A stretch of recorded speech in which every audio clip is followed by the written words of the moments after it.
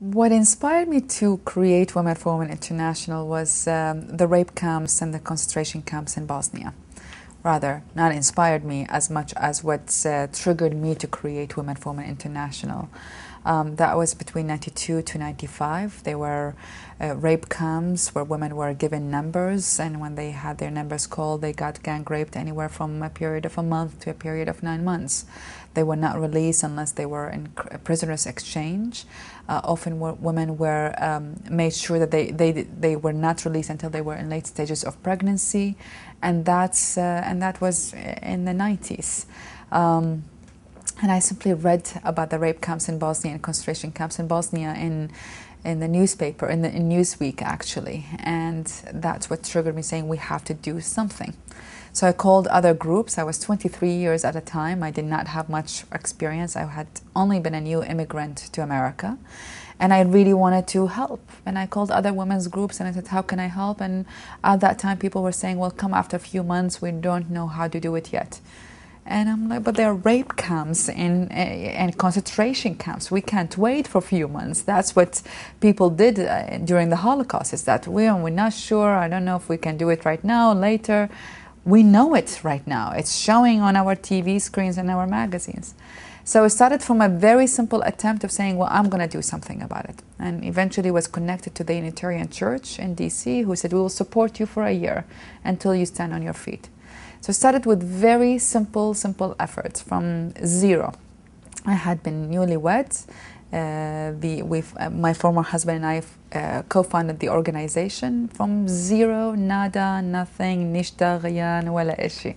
We had not one penny, but we had a passion and a commitment saying we can't see injustice in front of us and do nothing about it. You cannot actually talk about the stability of the whole society without having the stability of women. And that in the midst of wars and in the aftermath of war, you cannot build a country without having stronger women in it, without having strong women. We always say at Women for Women International, strong women lead to strong nations. So that's one thing. That's from simply the most efficient investments and practical investment in those who are the most marginalized, but those who have triumphed and have the ability to rebuild the most. And that is women. From this side, from the giving end, women are the most marginalized population around the world, in my opinion. Everything from pick any issues, from economic issues to environmental issues to conflict issues to political issues. Women are the most marginalized population in the world. It is time for us to take ownership of our own voices and our own resources. The day we run out of business would be a good day.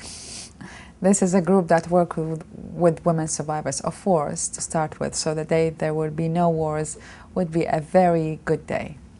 But also it's a group that works with very marginalized women, and the day in which we witness equality and justice for everyone would also be a very good day. So we are here in the business of getting out of business and not staying in a business. Having said that, there are more crises out there in the world. There are more wars than we can handle. There are about 29 wars right now. We are working in only 8. There is so many other places and other countries to go to, and it's simply a matter of financial capacity to expand